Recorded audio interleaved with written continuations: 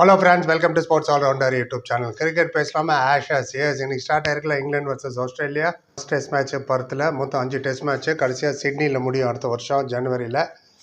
நிறைய பேர் கேட்டுக்கிட்டீங்க ஆஷஸ் பேசுங்க சார் அப்படின்னு. ஸோ எனக்கு தெரிஞ்சது நான் பேசுகிறேன், என்னென்ன பார்த்தோம்னு அப்சர்வ் பண்ணதை.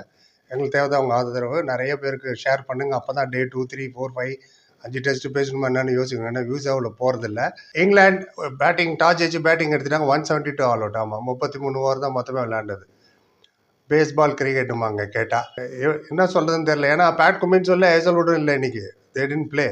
மிச்சல் ஸ்டார்க்கோட பவுலிங்கை மட்டும் you have to see off. ஒரு டெஸ்ட் மேட்சில் எவ்வளோ ஓவர் அதே ஸ்பீடை அதே ஒரு எனர்ஜியோட பவுல் பண்ண முடியும். அந்த இடத்துல கோட்டை விட்டாங்க. ஏன்னா அவங்களோட ஸ்காட் பாலன் இருக்கார்ல, அவளுக்குலாம் பயங்கரமாக அடி விழுந்தது. 10 over 62 ரன்ஸ், விக்கெட்டே இல்லை.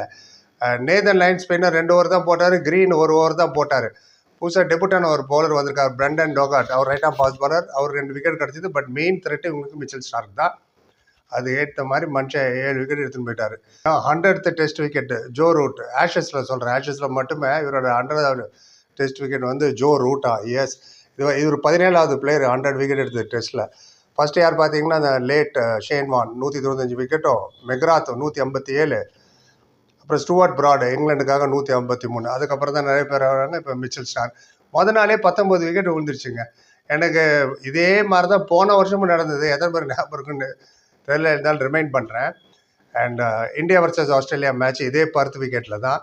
அண்ட் ரெண்டுத்துக்கும் இருக்கிற ஒரு சிமிலாரிட்டி பாருங்கள். அது நவம்பர் 22 ஸ்டார்ட் ஆச்சு, இது நவம்பர் 21. அதில் similarity. India 150 all out first innings. Australia first இன்னிங்ஸில் 7 பேர் அவுட் ஆகிட்டாங்க ஃபஸ்ட் டே. 17 விக்கெட் விழுந்தது.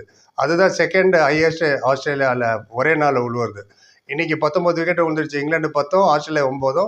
அதில் இந்தியாவுக்கு 10 விக்கெட், ஆஸ்திரேலியாவுக்கு 7 விக்கெட் விழுந்தது. அப்போது 2024 அவங்க வந்து 104 ஆல் அவுட் ஆகிட்டாங்க.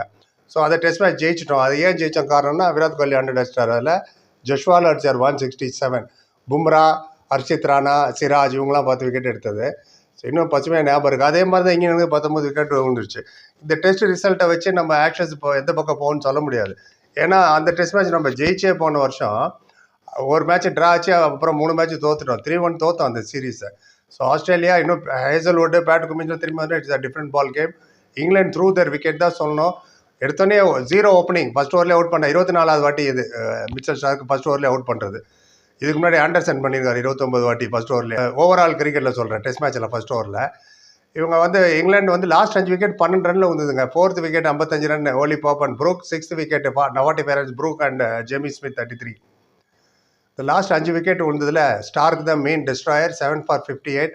ஜோ ரூட் அவுட் பண்ணார் பாருங்களேன். பிச் அந்த மிடில் ஸ்டம் லேட்டர் மூவ்மெண்ட் லைட்டாக மூவ் ஆகி போச்சு, ஸ்லிப்பில் பிடிச்சாங்க. And Joe Root wicket was very very key. Joe Root ஆகட்டும், பென் ஸ்டோக் ஆகட்டும், அவரும் சீக்கிரமே 6 ரனில் அவுட் ஆகிட்டார். பட் ஜேமி ஸ்மித் 1 ரன்னில் இருக்கார், wicket keeper, very good batsman. மற்றவங்களும் அவருக்கு ஸ்ட்ரைக் தானே கொடுக்கணும். அதை விட்டு நானும் பேஸ்பால் அடிக்க போனேன்னு கடைசியில் வந்து வுட்டு இந்த பிளேயர்லாம் அடிக்க போனாங்களா, அவங்கள கனெக்ட் பண்ண முடியல. கடன்னு 12 ரனில் 5 பேர் அவுட் ஆகிட்டாங்க. ஈஸியாக 65 ரன் எடுத்துருக்கலாம். இந்த பிச்சில் ஒன்றும் அவ்வளோ வெண்ணம்லாம் இல்லை. போன வருஷம் விளையாண்டதுலாம் நிறையா இருந்தது. இன்னொன்று நீங்கள் இதில் கம்பேர் பண்ணலாம். ஃபர்ஸ்ட் டேஸ் இந்தியா விளையாண்டாங்களா சவுத் ஆஃப்ரிக்கா எதிராக ஈடன் கார்டனில் இந்த போன வாரம். கிட்டத்தட்ட அதுவும் அங்கே 19 விக்கெட் விழுந்தது ஃபர்ஸ்ட் டே. ஆமாம், ஈடன் கார்டனில். அதுலேயான கொஞ்சம் வேரியபிள் பவுன்ஸ் இருந்தது. ஃபஸ்ட்டு 1 ஹவருக்கு அப்புறம் பயங்கரமாக மூவ் ஆரம்பிச்சு. ஸ்பின்னருக்கு ஹெல்ப் பண்ணிச்சு, ஃபாஸ்ட் பாலருக்கு ஹெல்ப் பண்ணிச்சு. அண்ட் ஃபர்ஸ்ட் செஷனுக்கு அப்புறம் ஈடன் கார்டனில் இந்தியா இது கம்ப்ளீட்லி ஒன்றுமே இல்லை. பிச்சில் ரைட்டு இடத்துல பிச் பண்ணி கொஞ்சம் மூவ்மெண்ட்டாக போதும். இவங்களோட வேலை என்ன, ஜஸ்ட் டயர். மிச்சல் ஸ்டார்க்கை டயர் பண்ணியிருந்தாலே முடிஞ்சிருக்கும். இவங்க இன்னும் ஒரு 50-60 ரன் ஈஸியாக எடுத்துகிட்டு போயிருப்பாங்க. அந்த இடத்துல அவங்க கோட் ஆகிட்டாங்க. அவங்க பேட்டிங் வரும்போது ஜோஃப்ரா ஆர்ச்சர் பிரில்லியன்ட். ஒரு T20 ஸ்பெஷலிஸ்ட் கிடையாது, டெஸ்ட் மேட்ச்லேயே அவர் தான் ஒரு வாட்டி ஸ்மித்து மண்டையில் போட்டனால தான் அந்த ரூலே ஒன்று வந்தது, கன்கஷன் ரூல். அதுக்கு பதில் வந்தவர் தான் லபுஷான். இன்றைக்கி லபுஷான் தான் ஓப்பனிங் வந்தார். ஏன் கேட்பீங்க, ரொம்ப நேரமாக அங்கே உஸ்மான் காஜா ஃபீல்டில் இல்லை, அதனால் அவர் அத்தனை நேரம் வெளில இருக்கணும். நம்பர் 4 தான் வந்தார். சீக்கிரம் ஆர்ச்சர் வந்து அந்த டெபுட்டான் இன்னொருத்தர் வித்தர் ஒரு பேட்ஸ்மேன், அவர் டக்கு லபுஷான் 41 பாலில் 9 ரன் அவரே அவுட் பண்ணிட்டார். 2 for 11. போலிங் பேவர் பாருங்களேன், Jofra Archer 9 over 4 made in 11 runs 2 wickets. இவர் தான் T20 விளையாடுறாரு பாருங்க. போலிங் பேகர் 148 கிலோமீட்டர் ஸ்பீடில் கன்சிஸ்டண்ட்டாக போட்டுட்டு இருந்தார் அந்த ரன்னப்பில். பென் ஸ்டோக் கேப்டன், பேட்டில் ஃபெயில் ஆனாலும் போலிங்கில் அவர் 5 for 23. இது பேர் தான் ஆல்ரவுண்டருங்கிறது. ஒன்றும் பேட்டில் ஒன்றுமே பண்ண முடியா, போலிங்கில் அவர் போலராகவே ஒரு டீம் உள்ள வரலாம். அதுதான் ஆல்ரவுண்டருங்கிறது. பேட்ஸ்மேனாக கூட வரலாம். 5 விக்கெட்டு இன்னைக்கு. வெரி குட் ஃபீல்ட் பிளேஸ்மெண்ட் ஆகட்டும், கரெக்டான இடத்துல பிச் பண்ணுறது. அவரும் கொஞ்சம் ஸ்மால் ரன் அப் தான், கால்குலேட் பண்ணிட்டாங்கன்னு நினைக்கிறேன். இல்லை குவாலிட்டி ஆஃப் த பேட்ஸ்மேன் அவ்வளோதானான்னு தெரில. ஸ்மித்து எல்லாமே, லபுஷான், காஜா எல்லாமே சீக்கிரம் அவுட் ஆகிட்டாங்க. அலெக்ஸ் கேரி தான் ஹையஸ்ட் ஸ்கோர் 26. கிரீன் ஆப்ஷனில் யாருக்கு சார் போவாருங்களா? அந்த கிரீன் 24, டிராவஸ் ஹெட் 21. இந்த 3 பேர் தான் மெயின். ஸ்டோக்ஸுங்க 5 விக்கெட், அப்புறம் பிரைட்டன் கர்ஸ் ரைட் ஆஃப் பாஸ் பால் அவர் ஒரு 2 விக்கெட்டும், ஜோஃப்ரா ஆர்ச்சர் 2 விக்கெட்டு. இன்னும் ஒரு விக்கெட் பாக்கி இருக்குது. 123 for 9, 39 ஓவர் தான் விளையாடி இருக்காங்க. அண்ட் பார்ப்போம். இப்போதைக்கு 43 ரன் லீடில் இருக்குது இங்கிலாந்து. எனிதிங் பியாண்ட் 200 சேஸ் பண்ணுறது கஷ்டமாக தான் இருக்கும். ஸோ செகண்ட் இன்னிங்ஸ் தான் க்ரூஷியல். செகண்ட் டே நாளைக்கு தான் அவங்களுக்கு ஆல்மோஸ்ட் மேட்ச் முடிஞ்சாலும் நாளைக்கு தெரியல என்னன்ட்டுன்னு பார்ப்போம். காலையில் 8 மணிக்கு ஸ்டார்ட் ஆகுது. ஏன் ஒரு இங்கிலாந்து டாஸ் ஜெயிச்சு பேட்டிங் எடுத்தாங்கன்னா, இந்த பிச்சில் பர்த்தில் லாஸ்ட் 5 டெஸ்ட் மேட்ச் எடுத்திங்கன்னா ஃபஸ்ட்டு பேட்டிங் பண்ண தான் டெஸ்ட் ஜெயிச்சாங்க. அதுக்கு இது மாதிரி பாருங்கள், ஃபஸ்ட்டு 172 ஆல் அவுட் ஆகி 49 ரன் லீன், 123 for 9. இவ்வளோ ஒன்றும் சீம் மூவ்மெண்ட் இல்லை, லைட்டான லேட்டல் மூவ்மெண்ட் இருக்குது. ஜோ ரூட் விக்கெட் வந்ததாகட்டும், பென் ஸ்டோக்ஸ் போல்டு பண்ணாத பிரமாதமான டெலிவரி.